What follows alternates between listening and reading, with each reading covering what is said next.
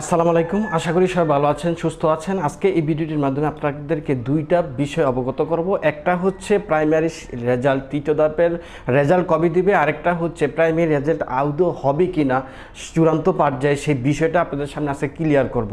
তো আমি আপনাদের রিকোয়েস্ট করব, আমার চ্যানেল আপনি নতুন হয়ে থাকে অবশ্যই চ্যানেলটাকে সাবস্ক্রাইব করে রাখবেন। তো চলেন আমরা শুরু করছি আমাদের মূল কথা। তো প্রথমে যে আসে যে রেজাল্টটা আসার কবে দিবে, এখন রেজাল্টটা দিবে দেখেন যে প্রাথমিক গণশিক্ষা মন্ত্রণালয়ের হাতে কিন্তু রেজাল্টটা বর্তমানে নাই। ওনাদেরই এক কর্মচারীর মাধ্যমে জানা গেছে যে, আমি নাম প্রকাশে অনিচ্ছুক, যে উনি বলেছে যে এটা প্রাথমিক গণশিক্ষা মন্ত্রণালয়ের মধ্যে এই রেজাল্টটা এখন অন্তর্ভুক্ত নয়, ওনারা চাইলে কিন্তু এখন রেজাল্টটা দিতে পারবে না। তাইলে এটা কে দিতে পারবে, সেটা চলে গেছে আদালতের মাধ্যমে, অর্থাৎ কোর্টের মাধ্যমে চলে গেছে। কোর্টের মাধ্যমে যাওয়ার কারণটা কী ছিল?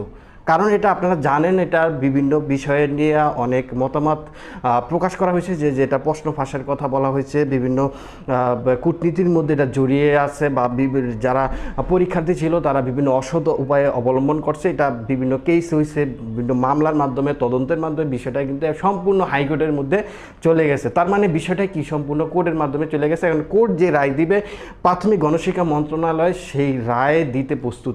সেটা শুনানি না আসা পর্যন্ত কিন্তু প্রাথমিক গণশিক্ষা মন্ত্রণালয় কোনো রেজাল্ট দিতে বিরত থাকবে। তো সম্পূর্ণ যেহেতু এটা আদালত এবং হাইকোর্টের মাধ্যমে চলে গেছে, ওনারা যতক্ষণ পর্যন্ত রেজাল্ট না দেয় ততক্ষণ পর্যন্ত কিন্তু প্রাথমিক গণমন্ত্রণালয়ের হাতে এখানে কোনো ক্ষমতাও এখন পর্যন্ত নেই। তো এখানে একটা খবর জানা গেছে যে আগামী সেপ্টেম্বর মাসের মাঝামাঝি সময়, অথবা এখানে সেপ্টেম্বর মাসের শেষ সপ্তাহে, অর্থাৎ শেষের দিকে এই প্রাইমারি যে তৃতীয় ধাপের রেজাল্ট সেটা প্রকাশ করা হবে। আরেকটা বিষয় হচ্ছে যে দেখেন, এখানে যে বিভিন্ন প্রশ্ন ফাঁসের কথা বলা হয়েছে, বিভিন্ন অসৎ উপায় অবলম্বনের কথা বলা হয়েছে, প্রত্যেকটা পর্যায়ে প্রত্যেকটা সেক্টরে মানুষ যেভাবে প্রশ্ন ফাঁসের কথা বলেছে সেটা তদন্ত হয়েছে, মোটামুটিভাবে তদন্ত কমিটির মাধ্যমে সেটা সত্য প্রমাণিত হয়েছে। তো সেক্ষেত্রে এই রেজাল্টটা কিন্তু আপনার সম্পূর্ণভাবে তৃতীয় ধাপের পরীক্ষা বাতিলও হইতে পারে, সেটাও কিন্তু একটা গোপনীয় সূত্রে জানা গেছে।